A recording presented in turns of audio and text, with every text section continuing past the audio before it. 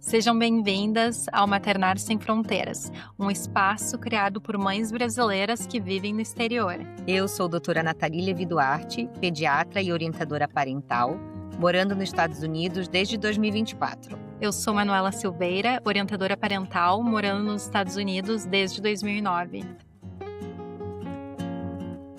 No episódio de hoje, estamos aqui com uma convidada muito especial, Flávia Nazaré. E Flávia, nos conta da tua jornada e se apresenta para nós. É uma delícia estar aqui com vocês, entre vocês duas. A Manuela, que eu conheci, né, pela certificação de neurociência. A gente faz parte da comunidade, de trocas, e eu acho que pelo fato de sermos expatriadas, a gente se conectou na comunidade que eu tinha, que eu estava gerenciando no chá comigo. É um barato perceber algumas muitas semelhanças, né, nos nossos processos e poder entrar para dar a mão e segurar, trocar, né, experiências. Mas falar um pouquinho de mim, me apresentar? Sim. Já que a gente está falando de maternidade também sem fronteira, né? Eu moro aqui nos Estados Unidos desde fevereiro de 2006. Eu estou na Carolina do Norte, numa cidade pequena.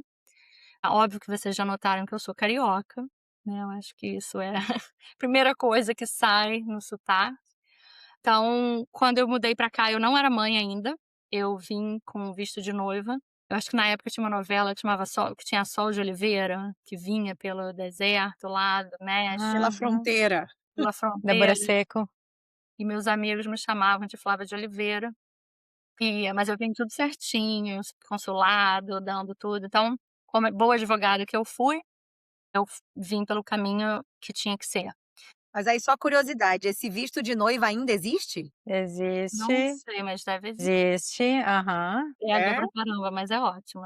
Mas foi isso, assim, eu conheci meu marido, ele é brasileiro também, mas ele é americano também, ele já morava aqui há muitos anos. E aí era isso, ou eu vou, ou ele vai pro Brasil morar lá, ou eu venho pra cá. E nunca tive desejo de morar fora do Brasil, mas por algum motivo essa foi a decisão mais adequada. Como advogada era melhor morar aqui do que ele é fotógrafo, do que ele como fotógrafo no Brasil. Fui advogada no Brasil, me formei em 98, se não me engano. Estava advogando já há quase, sei lá, 8 anos, e estava num escritório, estava indo super bem, mas um estresse muito grande. Quando eu conheci, então, meu agora marido, na época ele estava de férias no Brasil. Quando a gente decidiu que a gente queria ficar junto, depois de um namoro, né, meio long term, aí, né, onde que a gente quer criar a nossa família e quer se juntar. E não é uma decisão simples, né? Não é. E eu não tinha nem filho, mas para mim pareceu muito óbvio que mudar para cá era o caminho pra gente. E esse processo, a gente pesquisou, ele teve que entrar com toda a papelada aqui nos Estados Unidos primeiro, fazer papelada de sponsorship para mostrar que ele tinha meios financeiros de me sustentar. Durante todo o processo, a embaixada no Brasil, o consulado no Brasil entra em contato comigo lá, eu não podia viajar, não podia vir para cá. E enquanto isso, planejando o nosso casamento, né?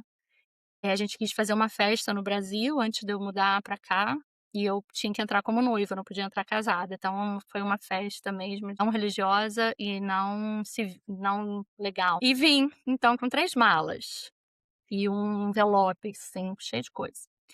E aí, ao chegar aqui, eu me lembro até hoje, o cara na imigração no aeroporto, em Washington, D.C., olhou o papel e falou: "Ah, você é uma dessas, tipo, noivas". Falei: "Como assim?". O que ele quis dizer com isso? É, sabe, tô Tipo, fazendo tudo legal. você está querendo vir para o meu país, sob outros formatos.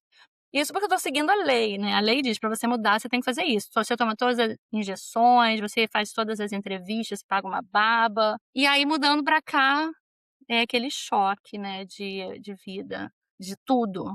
Super zona sul Rio de Janeiro, que ando pra tudo quanto é lugar, super independente, de repente tô aqui numa cidadezinha que não tem transporte público. Eu achava que eu sabia falar inglês, eu tinha terminado todo o IBE, sabe, tinha feito tudo que, né, a gente costuma fazer, mas cheguei aqui e não conseguia me comunicar, não conseguia entender nada. são esses desafios, né. Fiquei uma cidade chamada Greensboro, na Carolina do Norte. Fica 1h30 de Charlotte, que é a maior cidade, e 1h30 de Raleigh, que é a capital daqui. E, é um lugar ótimo para ter família e tudo, mas eu tinha 30 anos na época, 31. Recém-casada, né, aprendendo a morar sozinha pela primeira vez, porque eu morava ainda na casa dos meus pais, eles moravam em Belo Horizonte na época. Tudo era muito novo, né, e muitos medos, muitas vontades. Você sentiu muito medo quando você fez esse processo de expatriação? O processo de vir para cá, toda essa movimentação foi muito simples para mim, assim, emocionalmente falando. Eu estava muito certa de que era isso que eu queria.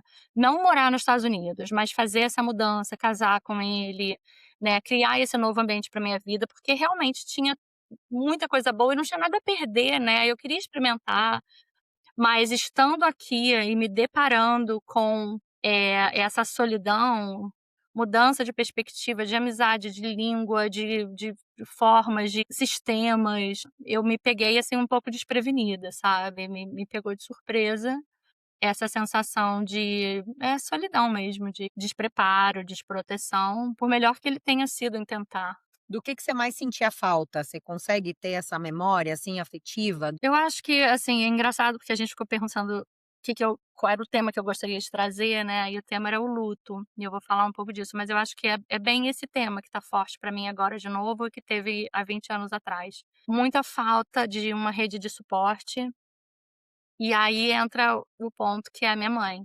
Muita falta da minha mãe, que a minha mãe sempre foi essa pessoa forte, esse ponto de suporte pra mim. E na época a gente tinha o Skype, era muito difícil falar no telefone, eu tinha uma linha que chamava Lingo, não sei se alguém sabe disso. Não, esse eu não conheço. Quem tá ouvindo que de repente já mora aqui nos Estados Unidos há muito tempo, e a gente conseguia fazer a transferência para o meu celular, só que o celular era aquele celular Tijolão. tijolão, 2006. E aí era difícil de falar, né, assim, não era simples. Então era relativamente caro, não tão caro quanto já foi, mas, e a distância era mais sentida, né, era difícil de conectar para qualquer coisa. E tinha uma coisa dentro de mim, assim, tipo, eu que escolhi isso, eu que me vire, não vou chorar agora. Hoje eu tenho uma forma de entender isso completamente diferente, porque eu trabalho com terapias, né, mudei também bastante. Mas na época era assim: "Você escolheu, quem pariu o Mateus que o embale", né, essas frases que vinham na minha cabeça. É trauma. E aí foi assim, essa dificuldade de sentir amparo, de sentir proteção, de sentir, calma, né, jovem, querendo você recomeça a vida achando que está recomeçando do zero, só que eu não sabia que o que eu já tinha carregado de informação no Brasil nunca seria do zero para eu começar. Mas tinha toda uma imaturidade também em lidar, expectativas enormes. É, porque foi uma mistura de expatriação com autonomia, né, ao mesmo tempo, quer dizer, você não viveu uma independência emocional, né, no Brasil. Então você foi para os Estados Unidos, né, e você teve que reaprender, né, aprender a como ter essa autonomia emocional pela primeira vez, talvez, né.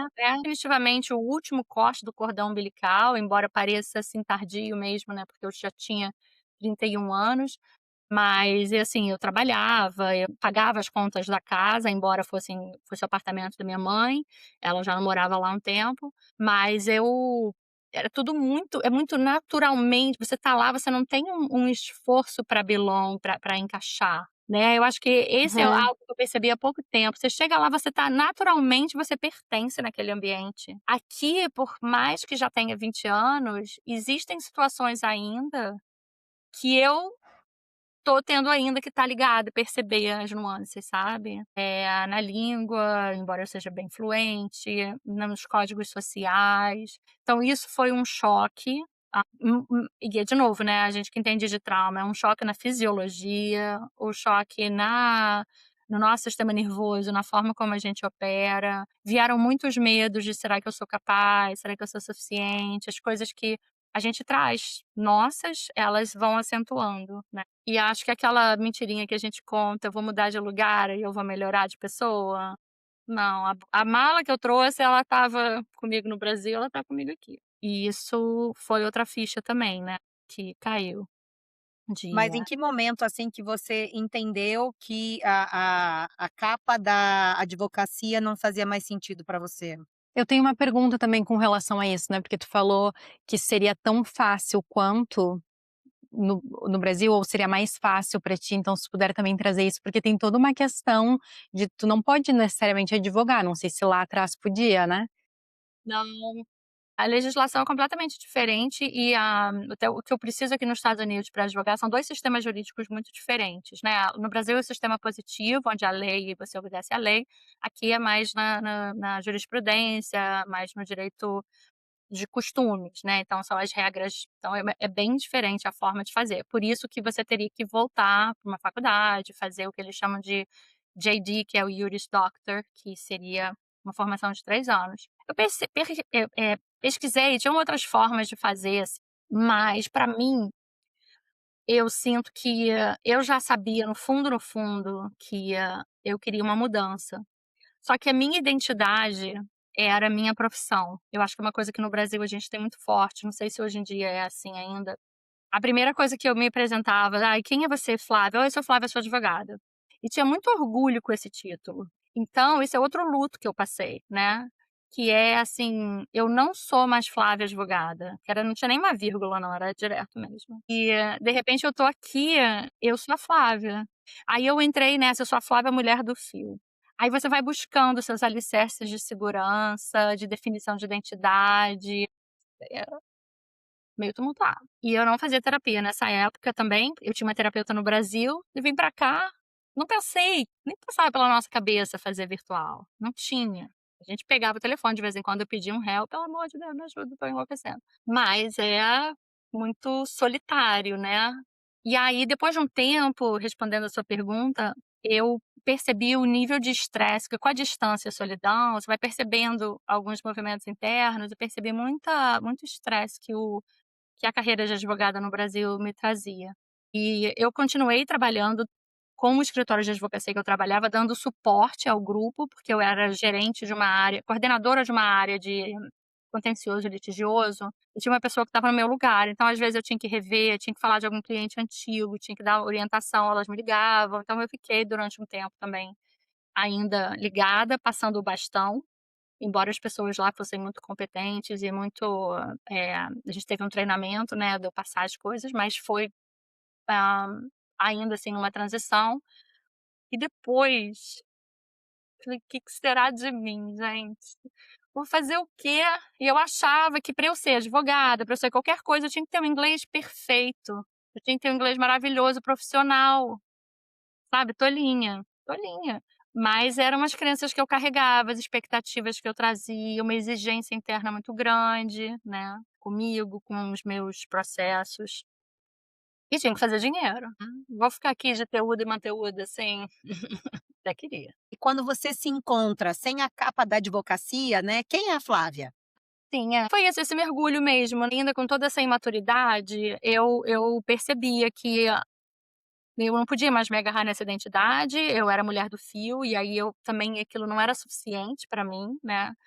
E eu comecei então a buscar: o "Que que eu vou fazer de trabalho?". Eu tinha o dinheiro da minha rescisão, dava ainda pra sentir que eu tô financeiramente colaborando em casa, porque eu tinha acabado de casar, né, tinha acabado, eu conhecia ele 1 ano e pouco só. E, muita cobrança interna, né. E aí eu comecei a falei: "Ah, vou fazer alguns bicos, né, pelo menos eu treino meu inglês sem me sentir tão pressionada". E aqui é a capital dos móveis, furniture market.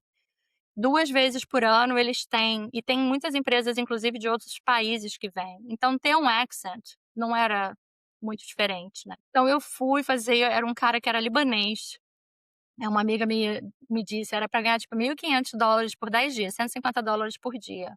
Falei: "Gente, fortuna, tô afim".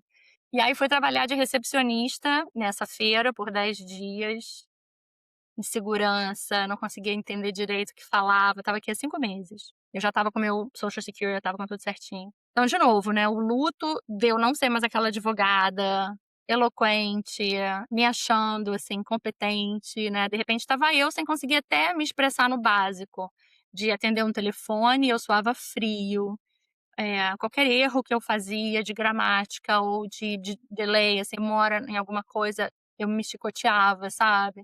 Porque afinal de contas eu já tinha uma experiência de vida que eu não imaginava que eu ia ser tão, é uma humildade que a gente vai trazendo, né, gente.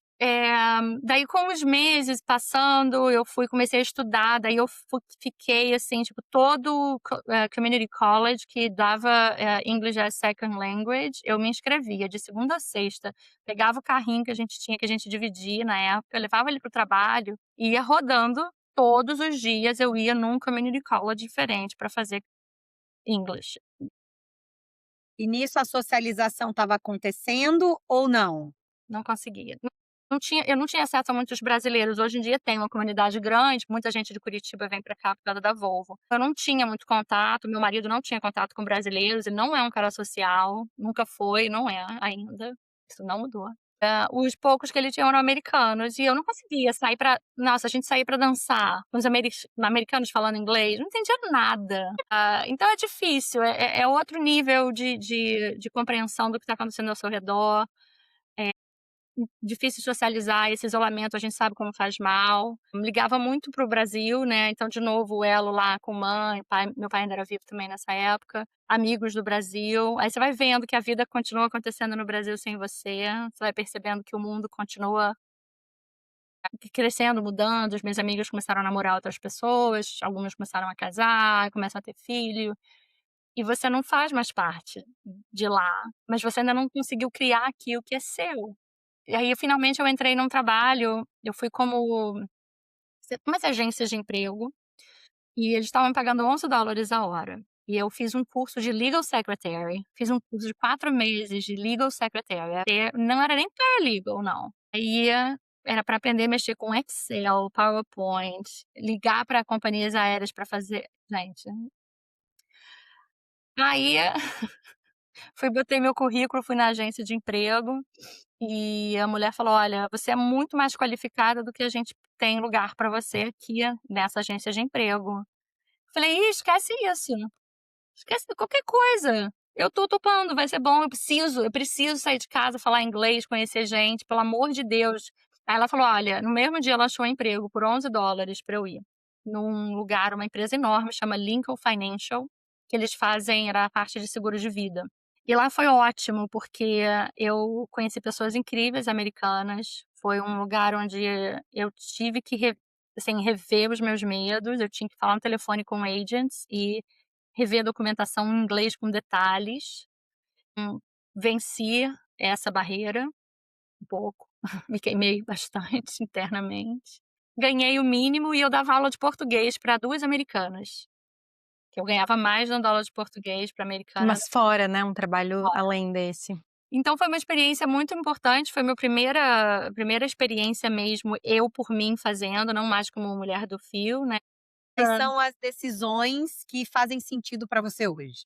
Né, com isso, a minha vida começou realmente a ter um pouco mais da minha própria autonomia, da minha própria agency, né, de gerenciar o que eu queria, eu fui experimentando.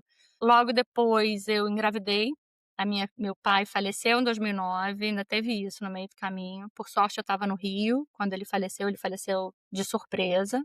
E aí uma semana depois eu volto, aí descubro que eu estava grávida, aí logo depois eu perco essa gravidez, perdi a gravidez e logo depois eu engravidei da minha filha, que hoje tem quase 16 anos. Nasceu em 2010. Quando ela nasceu, a gente começou a investir em imóveis aqui. Comprava casa, alugava ou reformava e vendia. E eu fazia todo o gerenciamento, contrato de aluguel, toda a parte, e meu marido comprava e eu gerenciava tudo. E aí ela nasceu, eu fiquei fazendo essa parte também e cuidando dela, também muita solidão nesse lugar, né, de criar filhos sem Sua família conseguiu vir para te dar esse apoio inicial ou foi difícil? a minha mãe tinha se aposentado exatamente para poder ser avó full time, só que é difícil ficar muito tempo aqui, né, podia passar um mês, tinha que voltar logo para o Brasil. Eu me sentia muito órfã, muito abandonada, mas eles tentavam o melhor que eles podiam. O dólar começa a aumentar também, então tem outros obstáculos no caminho. Quando vem família para cá e fica na nossa casa, é muito intenso, né, vocês entendem do que eu falo. E o Fio, ele encarava bem essa vinda da família? Assim, Sim, porque isso também é uma outra questão, né, às vezes, essa intensidade toda movimenta tanto a dinâmica familiar, né, que tem um prazo de validade, vamos dizer assim, né. Eu vejo, assim, muitas pessoas expatriadas vivendo essas questões, né, é. porque é aquela questão, assim, que você vai e tem que valer a pena. Então você fica normalmente um período mais estendido. E isso é lógico que é maravilhoso, mas também traz outros percalços, né. Tem um custo do relacionamento sim, né.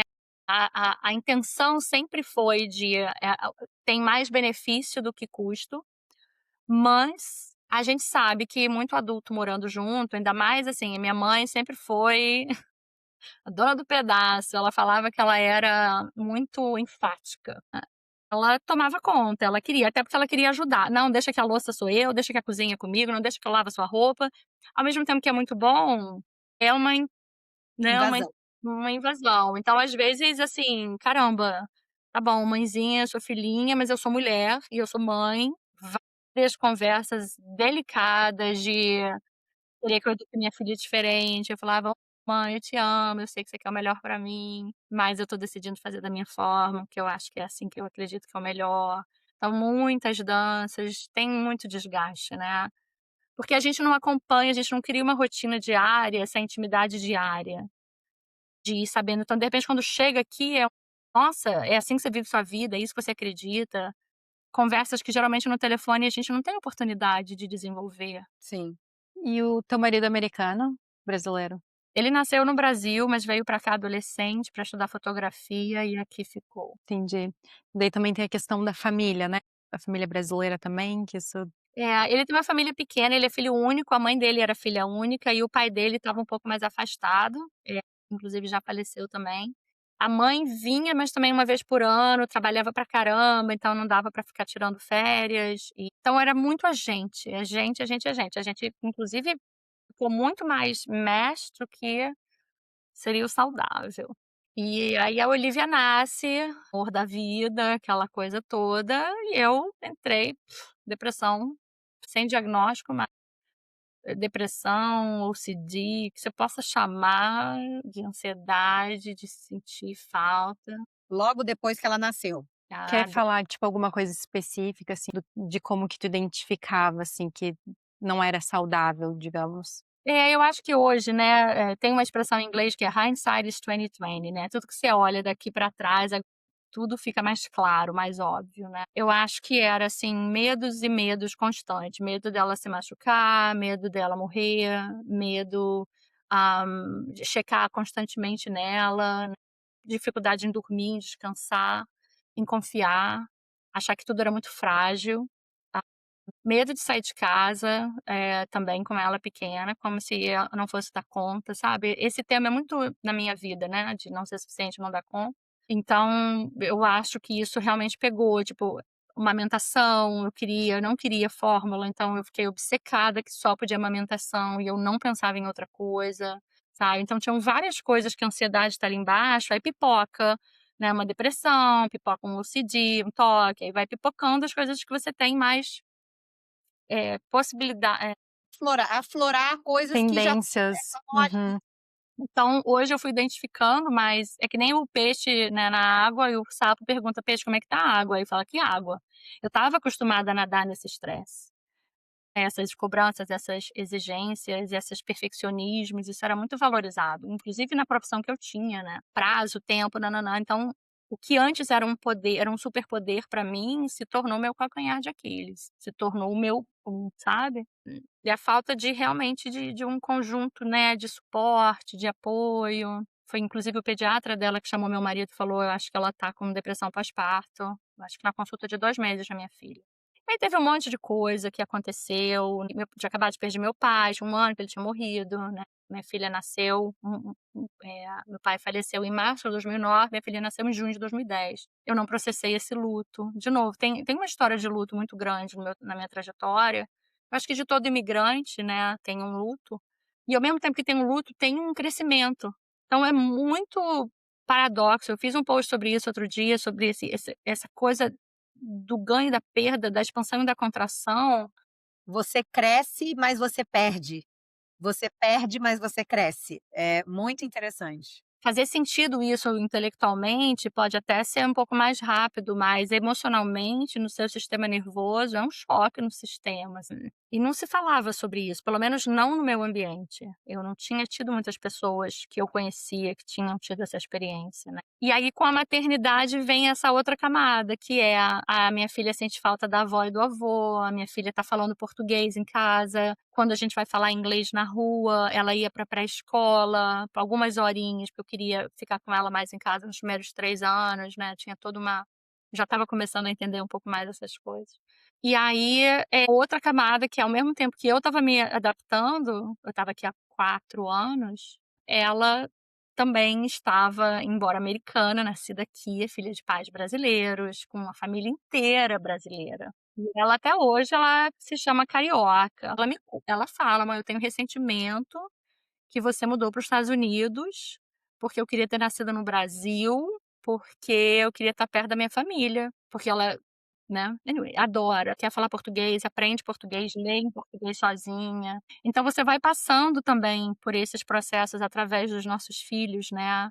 E eu sinto que mesmo que ela tenha nascido aqui, para quem está ouvindo que tem essa experiência de ter vindo solteira, né, depois ter criado família aqui, eles continuam sentindo esse pull e push das 2 culturas. Dualidade, né. Sim, porque tem uma conexão afetiva que não dá para negar, né, seja com a língua ou seja até não querer falar a língua, não querer negar, mas é afetivo esse processo. Eu senti muito, eu me senti muito culpada em momentos e assim, De como a quê? gente De vai manter falar, sua filha longe da sua família? como Isso se eu te estivesse trouxe tirando culpa? ela como se estivesse tirando ela da oportunidade de ter uma família, que eu também sentia, provavelmente projetava isso nela. Você chegou a ser cobrada pela sua família do Brasil? A minha família do Brasil, assim, basicamente, né, era minha mãe, meu padrasto, meu pai já tinha falecido, meu pai não queria que eu mudasse pra cá, mas ele faleceu infelizmente em 2009, então a gente não teve tanto tempo, ele não conheceu minha filha, né, não teve tanto tempo de conversas profundas sobre isso. Mas a minha irmã sente muita falta, tem uma irmã mais nova do que eu um pouquinho, mas a minha mãe foi, eu acho que a única. Todas as outras minhas amigas falando: "Flávia de Oliveira, você tá maluca, você tá tão encalhada assim que quer casar a qualquer momento, porque a custo vai pra Carolina do Norte". Eu falei: "É, exatamente". Mas a minha mãe falou: "Minha filha, vai pra vida, vai curtir". Então não tinha culpa deles, tinha assim: "Isso minha filha, faz parte, você tá trocando coisas, vai". Isso era mais simples pra mim, mas era a falta de acompanhar processos. A minha irmã em 2022 teve diagnóstico de câncer de mama, fez quimioterapia, fez radioterapia, e a gente não podia ir pra lá. Tinha toda a questão também do final do vírus, né, da covid. Então, assim, essas distâncias, né, que não é tão simples. Tá ali pra ajudar: "Ai, pô, deixa que eu levo a sopa hoje, sabe, ela tá com uma febre por causa da quimioterapia, deixa que eu durmo com ela". Não podia fazer nada, não podia ajudar em nada.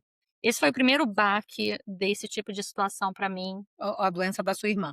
Doença da minha irmã. Ela tá ótima, tá em remissão, graças a Deus, super saudável, tá cheia de vida.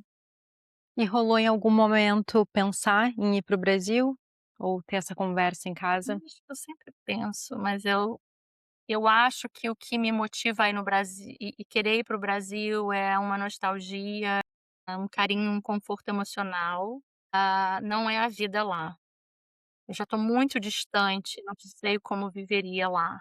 Mas eu tenho eu desejo a gente não controla, a gente sente, né. Eu tenho desejo de estar lá. Mas eu não sei se eu saberia viver de novo no Brasil. Eu tive uma experiência agora recentemente de passar mais tempo lá e ter que lidar com coisas burocráticas, né, eu vou falar sobre isso daqui a pouco, se vocês permitirem. Por favor. Nesse período desses 15 anos da minha filha, por exemplo, muitas transformações já começaram a acontecer comigo, que eu abri espaço para isso.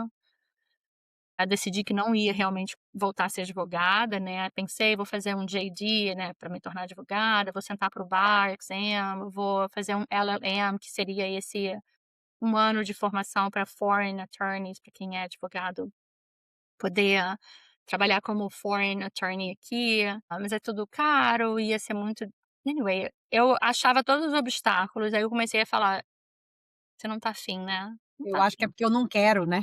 Eu acho que E é interessante que, paralelamente a todos esses questionamentos, por exemplo, meu pai era artista plástico e ele foi meu professor de arte na escola. Então, quando ele faleceu, eu comecei a pintar.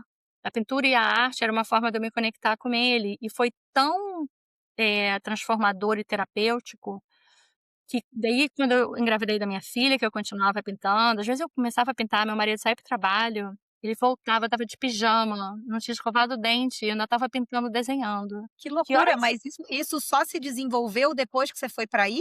De maneira mais forte? Depois que ele faleceu, era a minha forma de conectar com ele. Entendi.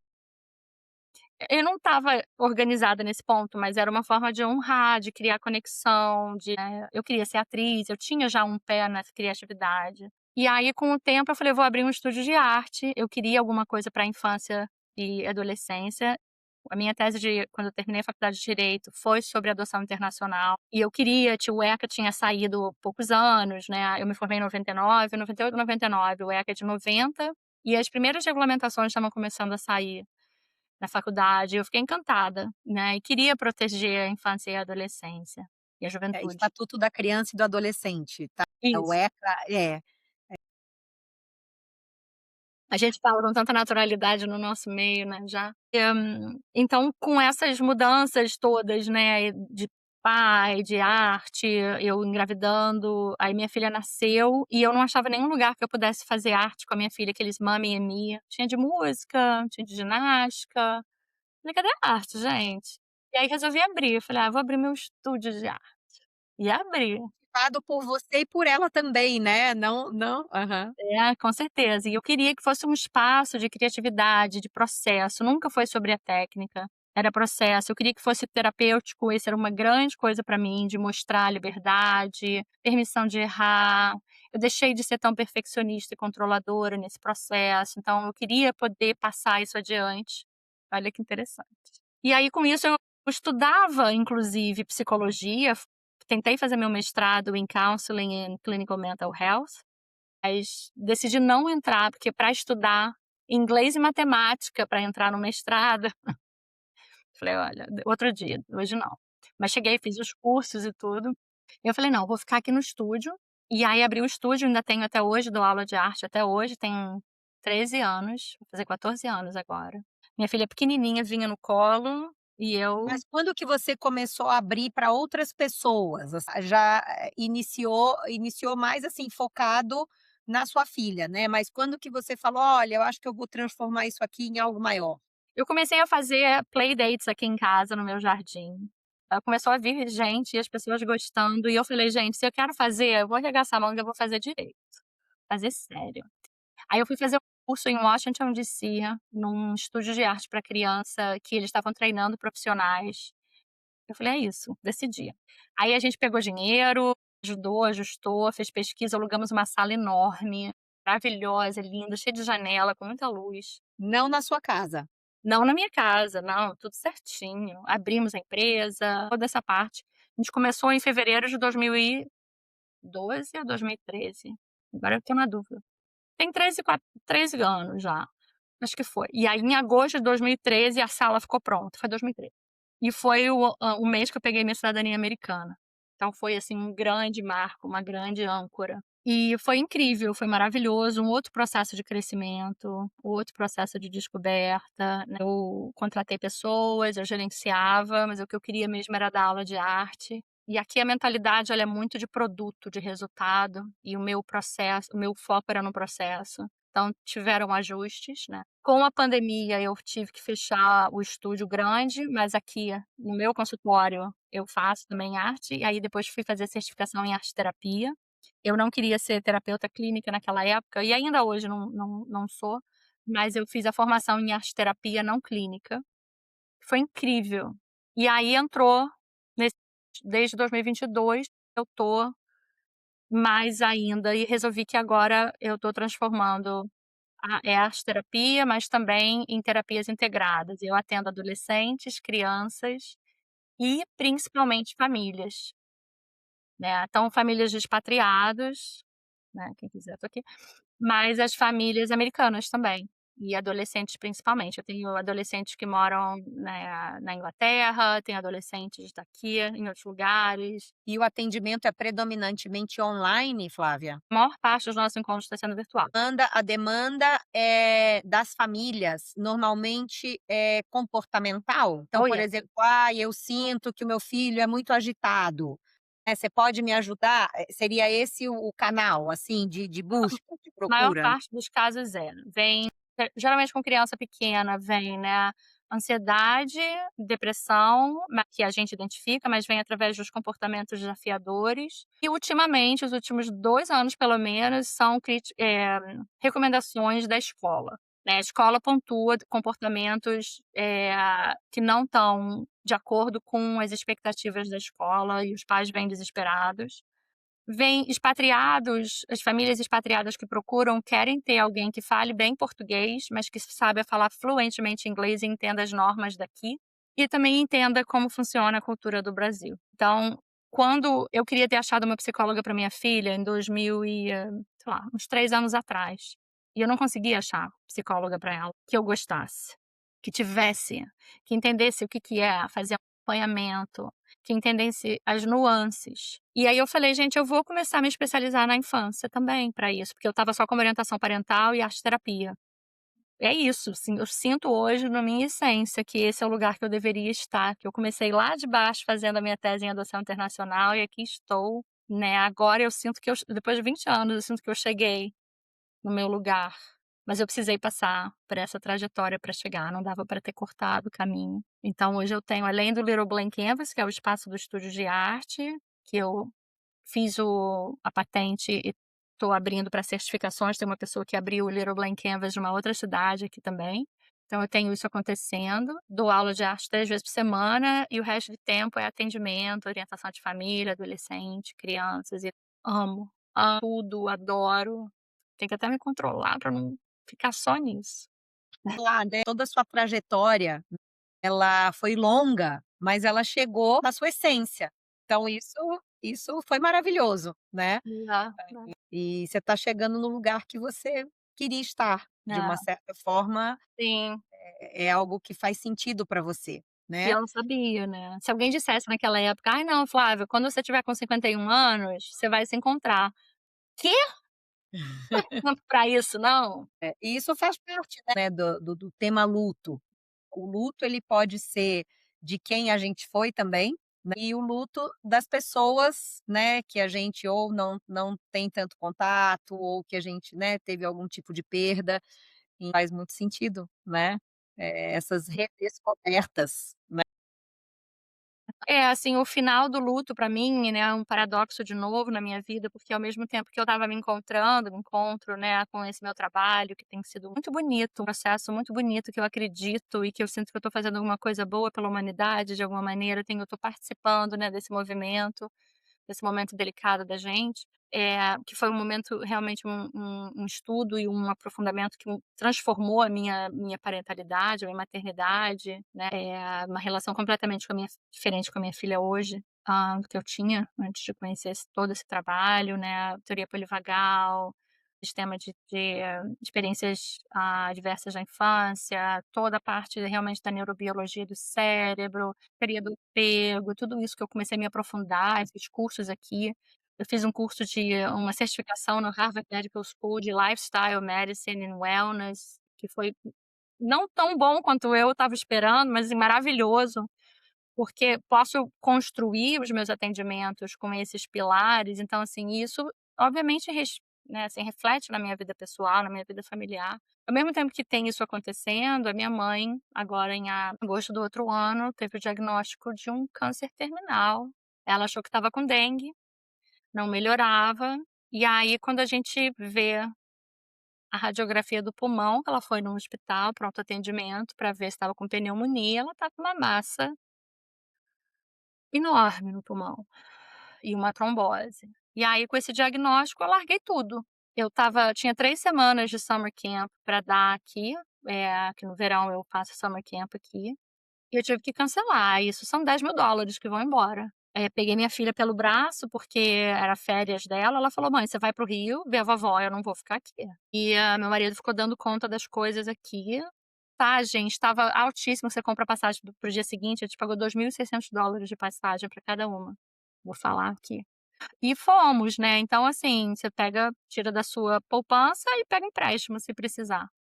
Cancela, confia que os clientes vão voltar e que os alunos vão entender, e todo mundo entendeu, a generosidade daqui é, assim, absurda, sabe. Me sinto hoje em dia muito acolhida pela essa comunidade de alunos que eu criei também, de clientes. E continuei atendendo alguns casos mais específicos quando eu estava lá no Brasil, mas a gente chegou lá e viu, é um câncer de pulmão com metástase já no cérebro e vamos tentar um tratamento paliativo, mas era um paliativo que a gente não sabia se ia ser paliativo de 6 meses, de 1 ano, de 10, não sabia. Então faz teste, exame genético, tudo, e a minha mãe só declinando. E eu tinha que voltar. 16 dias lá. Nossa, eu fico ou eu vou? Minha vida tá lá, mas é aqui que eu quero estar, mas eu quero voltar pra minha vida, porque eu também gosto da minha vida aqui, mas eu não quero. Olha, que desafio. E como ela lidou com o fato de você voltar para os Estados Unidos? Ela apoiou a sua decisão? Sim, sim.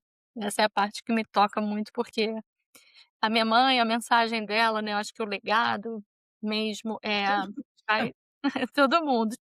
Eu devia ter trazido minha caixinha de Kleenex que eu tenho aqui para os clientes. Que é assim: "Vai viver sua vida, vai viver sua vida, tá tudo bem", sabe. Uma semana, uns 10 dias antes dela falecer, ela estava no telefone com ela, foi fazer mais um exame e eu estava muito triste, porque queria estar lá, né. Estavam Deixaram eles esperando na cadeira de rodas 7 horas no pronto atendimento para receber o resultado do exame, que ninguém queria pegar aquela batata quente na mão, sabe.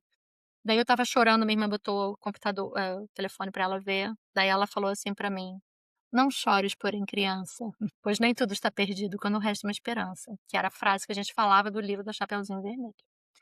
E aí, gente, é isso, ela sempre me lançou, sabe, assim, acreditou em mim: "Vai para o mundo, vai viver sua vida, tá tudo bem, eu tô sendo cuidada aqui, você tá no lugar onde você devia estar, tem a sua vida, tem sua filha, tem seu trabalho". Então isso é muito bom de sentir, né, não tinha culpa. Minha irmã falou: "Irmã, você tá muito presente aqui", porque a gente tá sempre no telefone. Eu comecei a pagar uma cuidadora para estar lá 3 vezes por semana, sabe, tentando ajudar entre aspas, terapia online com meu padrasto, que estava ali segurando a maior onda, né, a maior barra.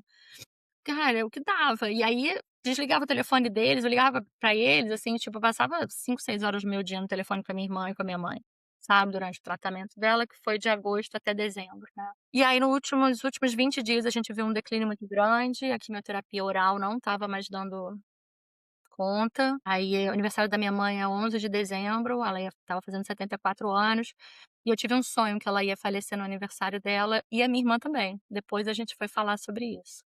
Ela faleceu 4 dias depois. E quando eles foram no médico numa segunda-feira, e te falaram: "A gente vai internar, fazer uma transfusão de sangue e vai internar". E aí a escolha era: a gente interna para tratar, entubar, pá-pá-pá, ou a gente interna para acompanhar o final de vida? E ela disse: "Eu não quero", ela não estava tão consciente, porque já tinha feito radioterapia no cérebro, estava com o tumor crescendo, Oscilava. ela oscilava a presença dela e as decisões, né. E a gente sabia, ela não queria entubar, ela não queria isso. Minha mãe sempre foi assim: "Ou eu vivo ou eu morro". Eu vivo bem. É, eu não vou ficar nesse não vou, não faça isso comigo, sabe. Mas a gente sentiu uma tristeza muito profunda, que no cuidado paliativo eles chamam de tristeza absoluta. É uma tristeza absoluta, assim, em todos os pontos. Vai ficar tudo bem. E aí, até que não tinha jeito, eu falei: "Ok, eu vou". E aí vou de novo e cancelo, né, as minhas aulas. Meus alunos foram incríveis também, de uma Empatia, empatia. humanidade, empatia. Só que aí que é, né, a gente mora longe, eu peguei o avião, fui sozinha, minha filha falou: "Não tenho como ir, eu quero terminar meus exames", ela tá no high school, "Quero terminar meus exames e eu quero ir passar o Natal, minha avó vai ficar para o Natal, eu vou para o Natal".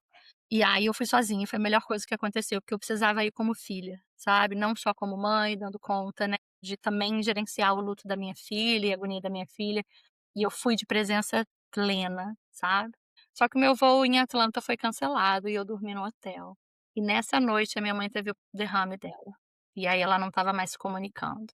E eu gritava naquele coisa da Delta que eu fiquei conhecida no avião, né. "Você é aquela que tá com a mãe internada, precisando correr pra lá". Eu sei que eu saí daqui dia 9, eu ia chegar lá dia 10, acabei chegando na madrugada para o dia 11, para o aniversário dela. Cheguei lá 2h30 da manhã, os enfermeiros e os médicos do hospital me deixaram entrar às 2h30 da manhã para ficar com ela. Com muito carinho, a humanidade e a sensibilidade da equipe é, assim, inacreditável. Foi incrível. E aí foi isso, esses últimos 4 dias com ela, né, foi inteiro lá, muita presença, a gente que fala sobre isso, eu atesto da significância dessa presença. Era mão no peito, mão no coração, muita falando: "Eu tô aqui mãe, eu te amo, vai dar tudo certo", e você viu o corpo organicamente decompondo. E aí a sua fisiologia está acostumada, quando você vê alguém sofrendo em perigo de morte, você quer salvar aquela pessoa da morte, do perigo, da dor. E você não pode, não tem nada para fazer. E eu fui começando a entender sobre o cuidado paliativo, eu ainda vou estudar mais sobre isso, eu ainda vou me dedicar a cuidar dessa parte no futuro, porque eu sinto que é um bonito, um processo humano lindo, que é assim, quando a gente intervém num processo da morte, que é orgânico, natural, fisiológico, a gente pode causar um efeito dominó e acaba atrapalhando, gerando sofrimento. E tudo que a gente queria era o não sofrimento, né, desnecessário. Então, cada vez que uma parte do corpo fechava, criava outros mecanismos de defesa e de acomodação lá dentro que dava conforto para ela. E aí mas a gente não é treinado para isso. A gente não entende isso. Então misturava um pouco de negligência na minha cabeça. Eu não estou cuidando da minha mãe. Ela não estava mais comendo, não estava mais bebendo. Várias coisas que eu não vou entrar em detalhes aqui, porque realmente é algo que ninguém nunca tinha me preparado, tinha me contado.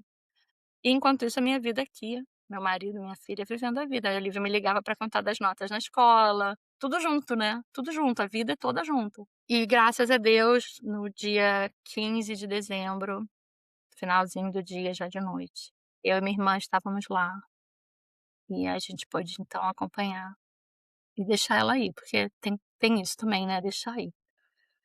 Que não é fácil, mas é muito bonito. Teve muita beleza nessa dor, sabe. E aí a gente conseguiu, né, me dei permissão de ficar lá até comecinho de janeiro, de passar eu queria ter ficado até um mês da partida dela, mas não deu. Passamos Natal em família, ressignificando, se acolhendo, sentindo, organizando, né, o que tem que organizar. E tô vivendo esse luto aqui, longe, mas muito próxima da hoje tenho a minha irmã, meu padrasto, que também acabou, assim, o que que a gente ganha também, né, eu acabei ganhando um pai nesse processo, uma figura de pai, porque eu senti a proteção dele, senti o amor dele, né, já estava com a minha mãe há muitos anos, mas era sempre o meu padrasto. Com a mudança dessas coisas, eu sinto um amor que antes a gente, de repente, não conseguia sentir. Então foi muito bonito, é muito mexido, é muito emocionante. Eu agradeço por vocês estarem aqui comigo sentindo isso e me deixando passar por essa onda. Cada dia tem sido uma experiência diferente, tem dias que eu tô muito tranquila, uma saudade, mas bem, tem dias que eu vou lá eu chamo do poço do lodo, poço do piche, vou lá que ele é grudento. Mas hoje em dia eu não tenho mais medo de sentir essas coisas, eu sei voltar para o meu vago ventral, eu sei voltar, eu sei que o luto faz parte isso faz parte do processo, mas é muito a camada de estar expatriada, foi a sensação, assim, de quase injusto, sabe. "Jura que eu não posso acompanhar, não posso estar lá 1 mês, 2 meses, 3 meses do falecimento dela e eu tô aqui". Então esse foi um outro luto, né, da experiência toda de ser expatriada. Eu tô ressignificando a cada dia, dando conta do luto da minha filha, do luto da minha irmã, do luto do meu padrasto, porque o luto não é só meu, né, eu acompanho E a eles. sua filha ela foi para o Brasil ou ela não chegou a ir? Ela fez a despedida dela à distância? Ela fez questão de ir, a gente conseguiu antecipar a passagem dela por 2 dias. Ela foi e a gente esperou para pegar, minha mãe foi cremada. O desejo dela também, já estava tudo registrado em cartório. A gente seguiu tudo o que a gente sentia que era o desejo da minha mãe, na forma mais confortável para ela, né. E aí a gente não pôde esperar a cremação acontecer, a minha filha chegar para a cremação acontecer, que tinha um prazo lá, nem quis saber direito. Mas a gente foi buscar as cinzas dela com a minha filha. Minha filha fez questão de ir, da gente passar o Natal junto, da gente passar o Ano Novo junto, da gente poder também ter prazer de das coisas que a gente tem lá. Prazer de tomar café da manhã como a minha mãe tomava. Nossa, foram muitos aprendizados, foram muitas descobertas. Não é só a dor, né. E o luto, ele traz a pessoa muito próxima da gente, então é um processo também interessante. Às vezes eu não quero parar de sentir a tristeza, porque parece que isso traz a presença dela mais forte. Então ela foi, meu marido logo depois foi também, passamos Natal e Ano Novo lá. A gente voltou, acho que foi dia 6 de janeiro. A despedida foi difícil. Sair do Brasil pela primeira vez, assim, diferente. É, E porque de alguma forma a sua ligação principal, o seu porto seguro era ela. família, mas ela era a matriarca, ela era a presença enfática, né. É, agora é replicar, né, todo o legado que ela deixou, né, como você falou, os pequenos detalhes do café da manhã, é uma forma de mantê-la viva. As conversas e pra mim é isso que ela sempre falou, né: "Vai viver a sua vida, vai viver a sua vida, senta, chora, fica triste, lida com suas emoções", essa é a parte que eu ponho minha no processo, mas vai viver. E se eu puder dividir, assim, uma coisa maravilhosa que aconteceu foi que nos últimos anos, pegando esse ensinamento dela, né, a gente foi pra Itália juntas. Eu não esperei o momento certo, eu criei o momento certo. E a minha mãe morou em Roma quando ela era adolescente, por 2 anos. Então a gente conheceu o apartamento que ela morou na idade da minha filha. A gente foi pra Veneza, a gente foi pra Florença, tudo de acordo com que a minha mãe, a gente nem sabia que minha mãe ia ficar doente, né, não tinha ideia. E ela falou: "Vou mostrar a Itália da experiência que eu tive", e ela falava italiano fluente. Então a gente foi pra Itália com ela apresentando: "Ó, esse aqui é o melhor lugar, você tem que experimentar essa comida". Então, assim, eu tenho as memórias da viagem que é, né, desse presente. E no ano passado a gente passou o Natal e Ano Novo em Portugal também, com ela decidindo todos os programas. Alugamos um apartamento muito legal, que toda a família ficou junta, minha irmã foi também. Então, assim, não é aquele conselho de autoajuda, não deixe para depois o que você, não, aproveita para criar memórias com as pessoas, com as conexões humanas, esteja junto, não, é isso, é isso. Isso a medicina, ela traz de uma maneira muito intensa. Então tem muitos anos que eu vivo nesse formato, né, o formato de a gente não sabe quanto tempo a gente tem.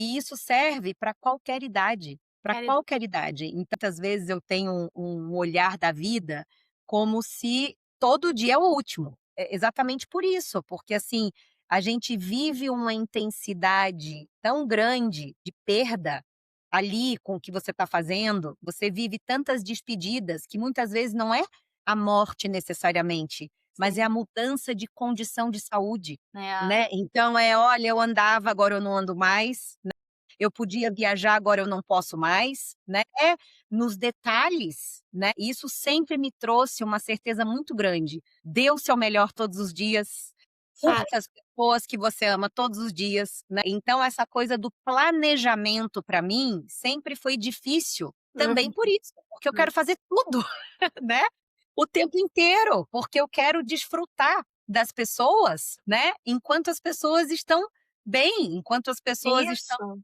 né, A gente também, enquanto a honrando. gente tá bem, né. E eu acho que o que eu pego do que você tá falando, que foi muito forte pra mim hoje, é isso, assim, essa pausa da presença. É tão fácil no mundo de hoje a gente ser convidado pra ir pra ansiedade, para o futuro, resolver problemas que não existem ainda, ou nunca vão existir, ou remoer, ruminar no que aconteceu. Eu não tenho isso de culpa, ou de falta de ou de ressentimento, ou de "Ai, que pena", não tenho nada, porque eu sei que não só eu curti, como me foi dado permissão, né, tanto minha quanto dela, Caramba, não, não, tá tudo bem, vai dar tudo certo. E deu tudo certo. Não é dar tudo certo porque ela não morreu, é deu tudo certo porque esse foi o processo, porque essa foi a forma. E os 4 dias que eu tive com ela foi de muita presença, foi muito amor.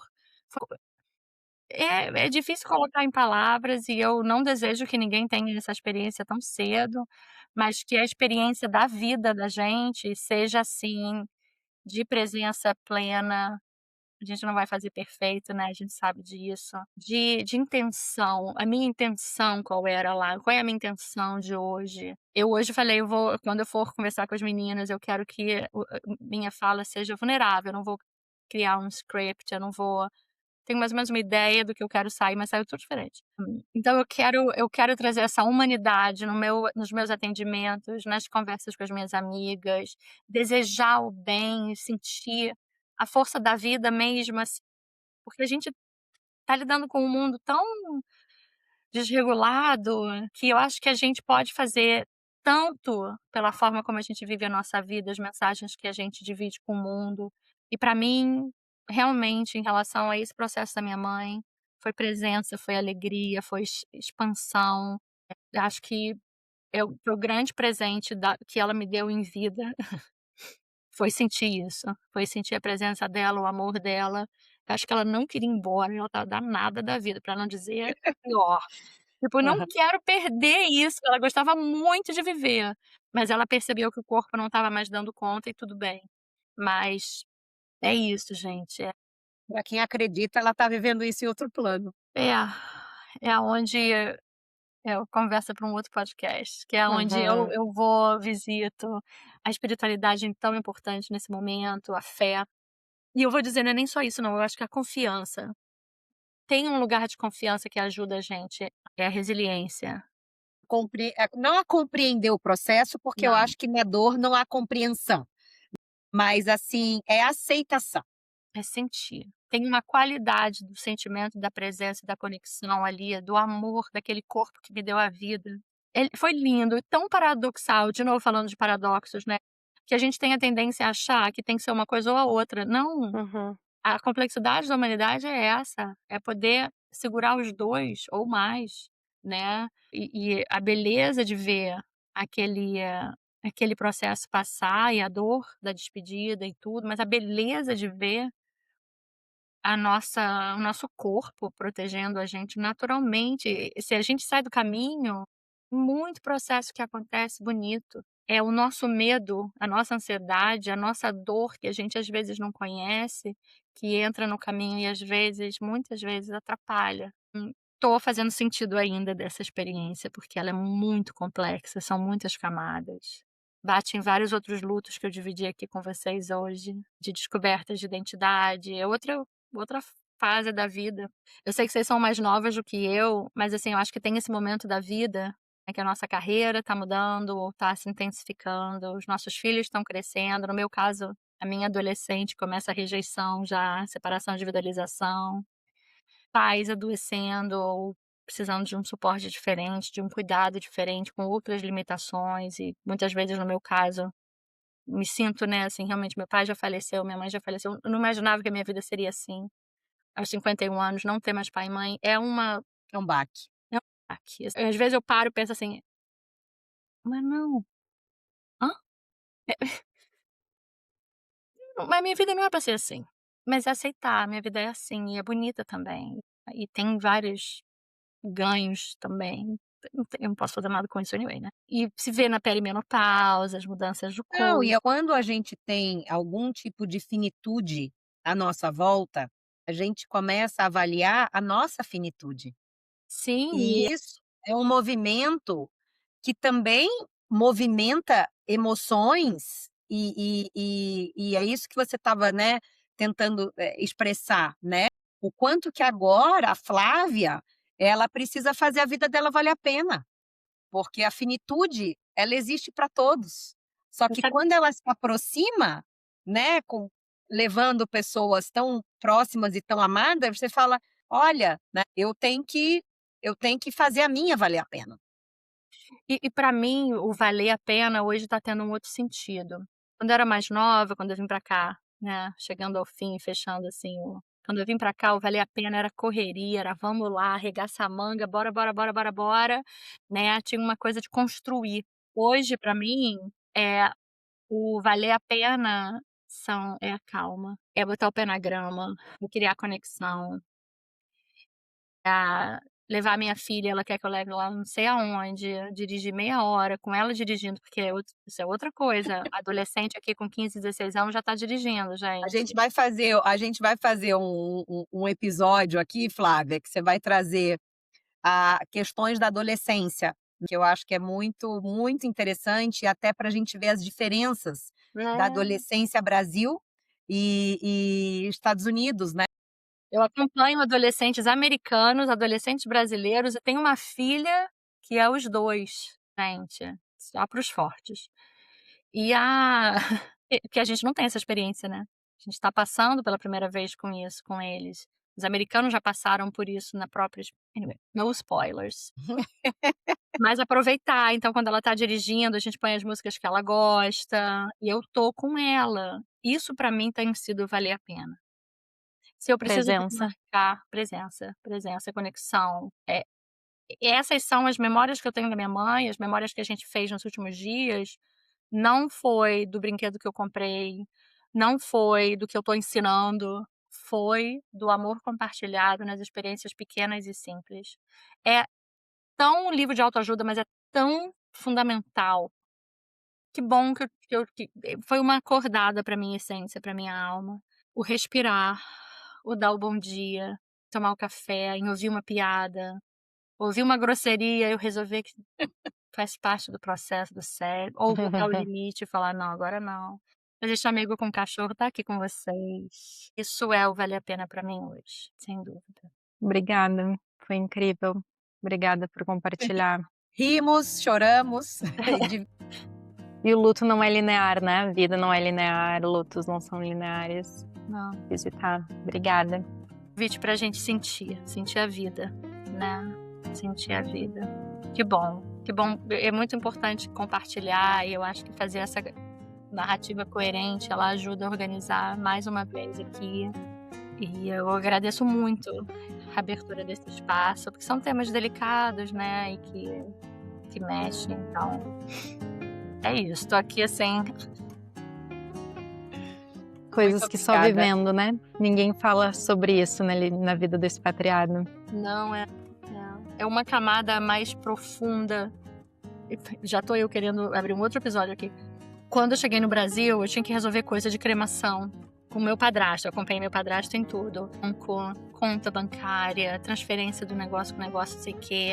E lidar com coisas, eu parecia uma alienígena no meu próprio país. Porque os sistemas mudaram. Sistemas bancários, sistemas de saúde, a forma como as pessoas vivem a vida. Essa coisa social mesmo, de 20 anos pra cá, mudou muito. E eu não acompanhei. Então, o que é óbvio pro carioca hoje, ou brasileiro, pra mim era assim, como é que faz isso? Eu não tenho Pix. Como é que você vive no Brasil sem Pix? Eu não tinha Pix. Aí eu queria dar dinheiro, a pessoa falava, sinto muito, não aceitamos dinheiro. Eu falei, como assim? Então vai ser de graça. Apresentava o cartão de crédito, a gente não vai poder fazer isso com cartão de crédito. Mas pra tomar mate e biscoito Globo na Praia do Leblon, tinha que ter Pix. Anyway, são essas, né, as coisas divertidas que eu passei, os desafios da vida gringa. Obrigada a vocês. Muito, muito, muito. Obrigada por estarem com a gente. Se essa conversa fez sentido para você, compartilhe com outras mães que também estão maternando longe de casa. Nos acompanhe aqui no canal e nas redes sociais para continuar essa troca. Queremos lembrar você de que não está sozinha e que é possível maternar com mais leveza entre culturas e fronteiras. Até o próximo episódio.